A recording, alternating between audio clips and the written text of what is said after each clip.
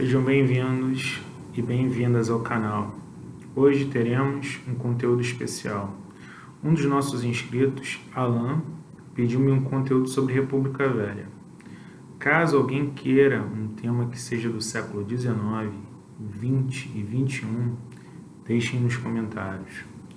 A proposta é oferecer um conteúdo de qualidade e, claro, de sabedoria para todos vocês.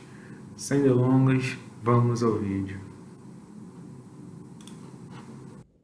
A República Velha iniciou-se em 1889, quando aconteceu a proclamação da República no dia 15 de novembro. Esse acontecimento iniciou-se pela manhã do dia citado, quando os militares liderados pelo Marechal Deodoro da Fonseca destituíram o Visconde de Ouro Preto do gabinete ministerial. Na sequência do dia, José do Patrocínio, vereador no Rio de Janeiro. Após a proclamação da República, Deodoro da Fonseca foi escolhido como presidente provisório. Em 1891, o Marechal foi eleito presidente do Brasil para um mandato de 4 anos. Todavia, renunciou ao cargo e foi sucedido pelo seu vice, o Marechal Floriano Peixoto, que permaneceu no cargo até o ano de 1894. Esse período de 1889 a 1894, em que o país foi governado por 2 presidentes militares, é conhecido como República da Espada. Ao todo, a República Velha estendeu-se de 1889 a 1930 e contou com 13 presidentes que assumiram funções. Ao longo desse período, também aconteceu de 2 presidentes eleitos não terem assumido a função por motivos de saúde ou políticos. Os presidentes do período foram Deodoro da Fonseca, Floriano Peixoto, Prudente de Moraes, Campos Salles, Rodrigues Alves, Afonso Pena, Nilo Peçanha, Hermes da Fonseca, Venceslau Braz, Delfim Moreira, Epitácio Pessoa, Arthur Bernardes e Washington Luiz. Os 2 presidentes que foram eleitos e não assumiram foram Rodrigues Alves, segundo mandato, e Júlio Prestes. Rodrigues foi eleito para um segundo mandato em 1918, mas, antes de assumir, morreu por conta da gripe espanhola, que foi devastadora nos anos de 1918 e 1919. Seu vice, então, assumiu para que uma nova eleição fosse marcada, e nela Epitácio Pessoa foi eleito. Já Júlio Prestes foi impedido de assumir a presidência por conta da Revolução de 1930. A grande marca da República Velha, pela qual todos a conhecem, é o domínio que as oligarquias exerciam no país. As oligarquias eram pequenos grupos. A maioria deles era associada com a agricultura e pecuária, que mantinham grande poderio econômico e político. O controle das oligarquias no Brasil dava-se por meio de práticas conhecidas como mandonismo, coronelismo e clientelismo. O mandonismo é o nome que se dá para o controle exercido por determinadas pessoas sobre outras, por possuírem uma grande posse de terra. No caso da República Velha, os grandes proprietários exerciam autoridade sobre a população local.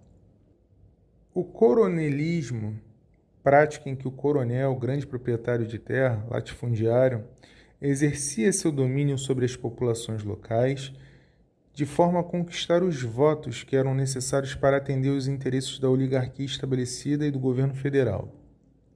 A conquista do voto da população local acontecia, por exemplo, por meio da distribuição de cargos públicos que estavam sob controle do coronel ou por intimidação. E o clientelismo, que é a troca de favores que é praticada entre 2 protagonistas politicamente distintos.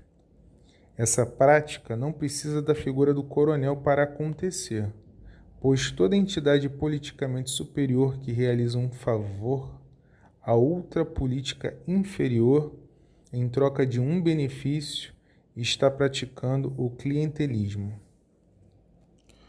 Outro ponto importante sobre a Primeira República é o que diz respeito a duas práticas bastante conhecidas: a política do café com leite e a política dos governadores, dois mecanismos que sustentavam o domínio político das oligarquias.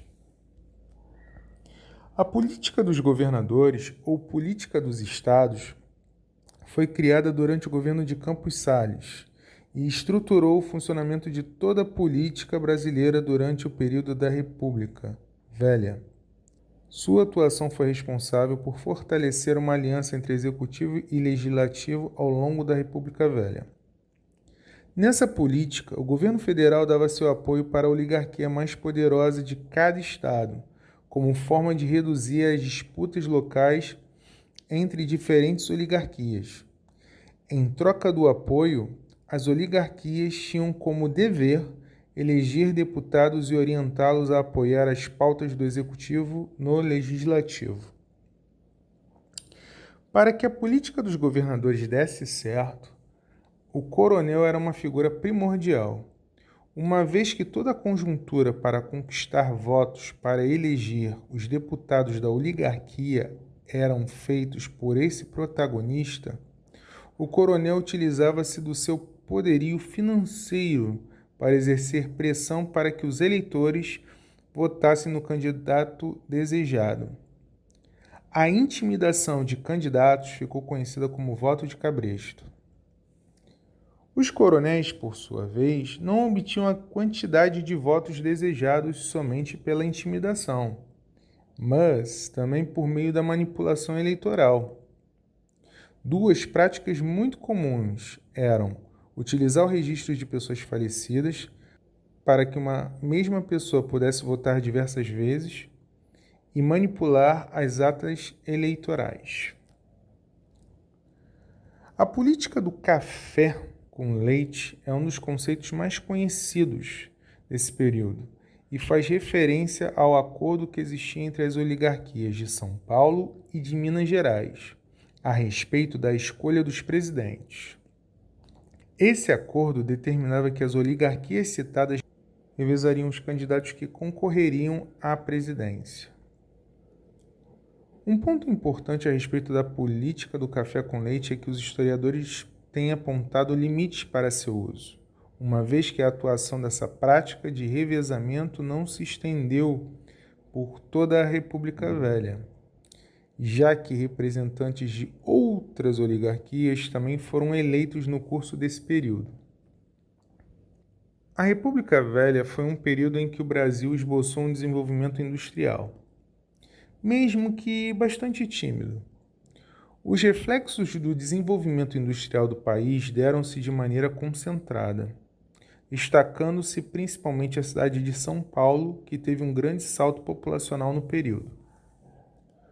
O desenvolvimento industrial e urbano que aconteceu em partes do Brasil levou ao desenvolvimento de um movimento operário, que teve atuação destacada no final da década de 1910. Apesar do desenvolvimento de uma indústria embrionária no país, a nossa economia permaneceu extremamente dependente da exportação de café, e assim ficou até a década de 1950.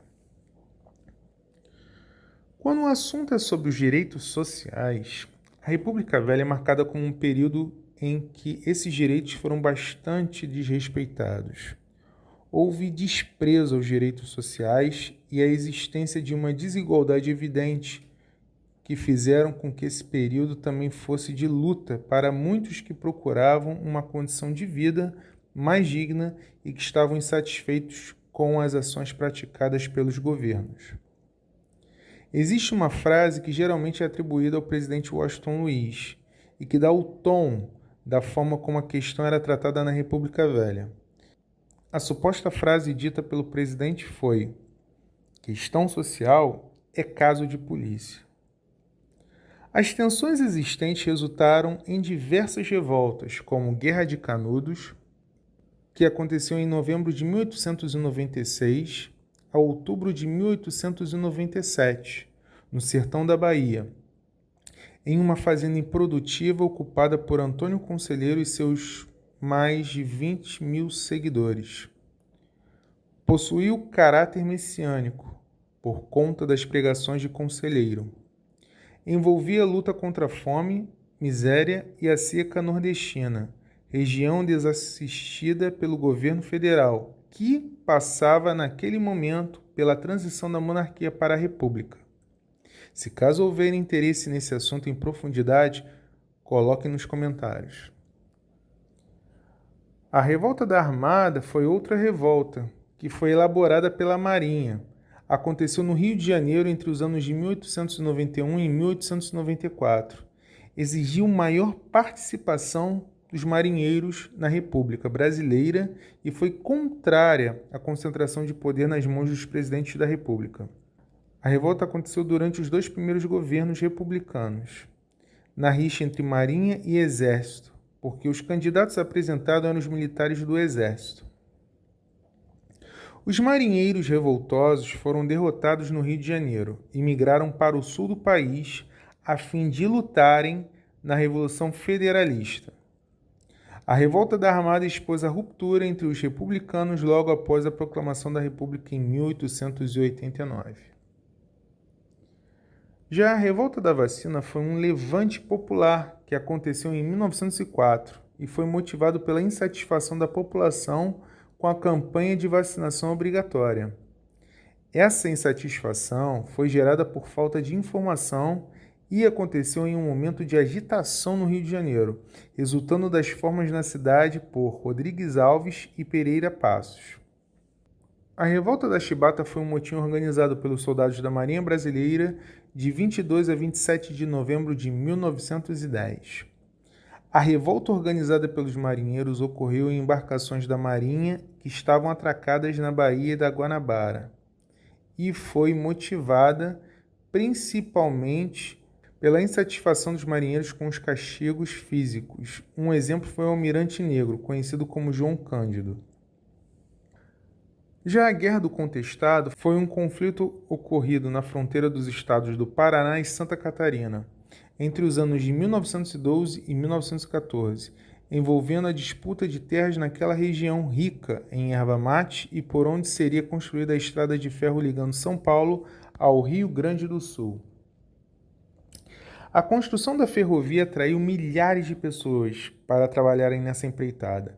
Porém, logo após a inauguração, os trabalhadores ficaram desempregados, gerando uma crise social. Vários beatos e monges surgiram na região, atraindo essa massa de operários por causa dos seus discursos messiânicos. O governo federal enviou tropas para dispersar as comunidades, dando origem à Guerra do Contestado. Após várias derrotas, as tropas federais conseguiram vencer os sertanejos em 1916.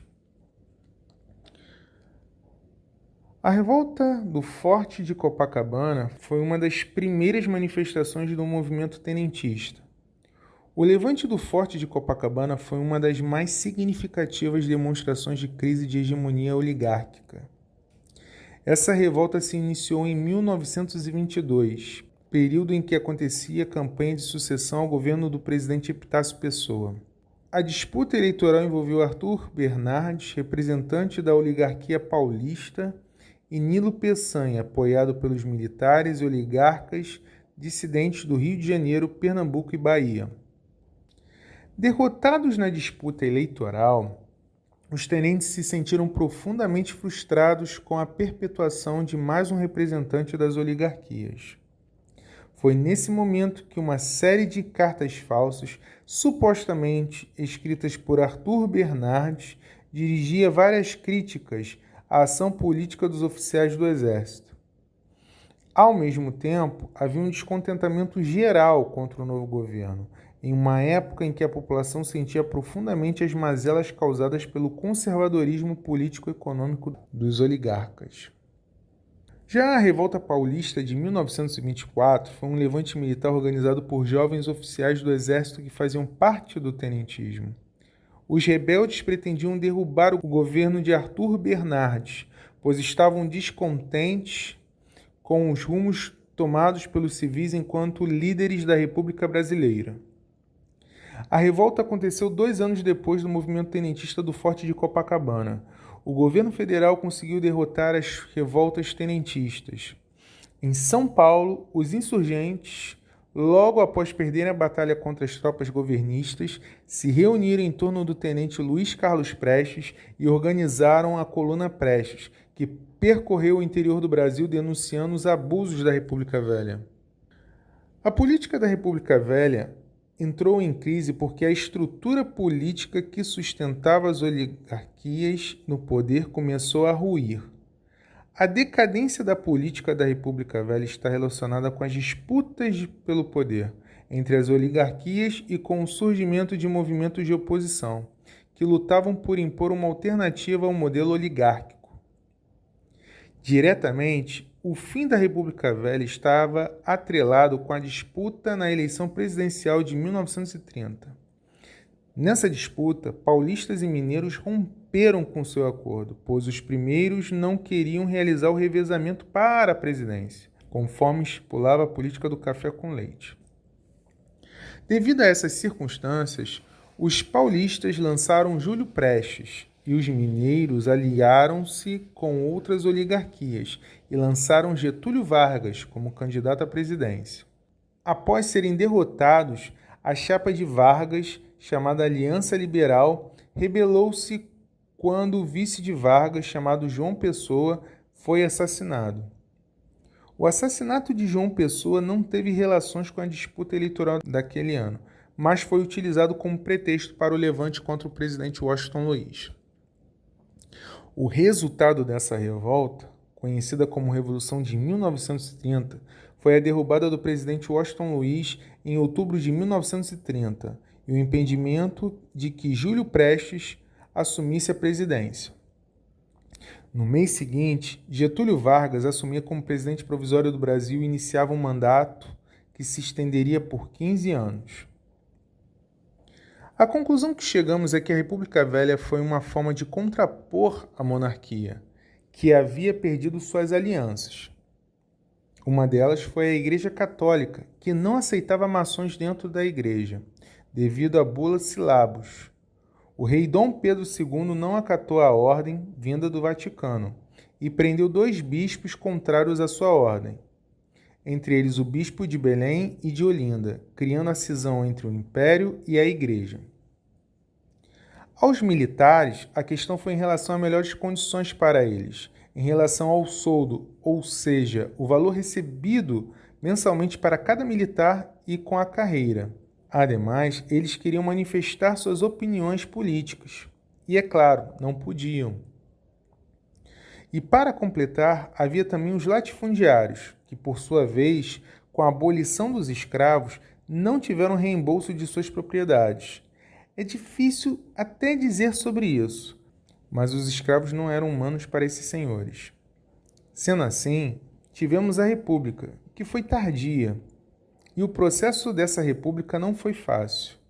Muito endividamento, houve também um encilhamento criado por Rui Barbosa para tentar melhorar a questão econômica do país com investimentos, porém foi um fracasso. De fato, depois dos governos autocráticos de Marechal Deodoro da Fonseca e de Floriano Peixoto, logo após esses governos começou o da oligarquia civil cafeeira, que teve vários problemas. Como vimos em relação aos conflitos, a queda de Washington Luiz não foi somente devido à política. Na economia, também houve outro problema, a crise de 1929, pois o café não estava mais vendendo como antes. E o próprio governo precisava comprar o café e queimá-lo, a fim de poder resistir à crise do mercado financeiro. Essa atitude vem através do Convênio Taubaté, criado em 1906. Vargas, sem dúvida, foi um homem que não teve só apoio das elites, como os estados de Minas Gerais, Rio Grande do Sul e Paraíba. Teve também dos militares, o que o favoreceu e muito. Sendo assim, Vargas, de fato, vai demonstrar um teor autocrático, não muito diferente de Floriano Peixoto e Deodoro da Fonseca, porém com um teor nacionalista, incentivando o país a uma nova era. E se vocês desejarem um vídeo de Getúlio Vargas, deixem nos comentários. Agradeço desde já a todos. Deem um like e se você não se inscreveu, a hora é agora. Um forte abraço e até a próxima.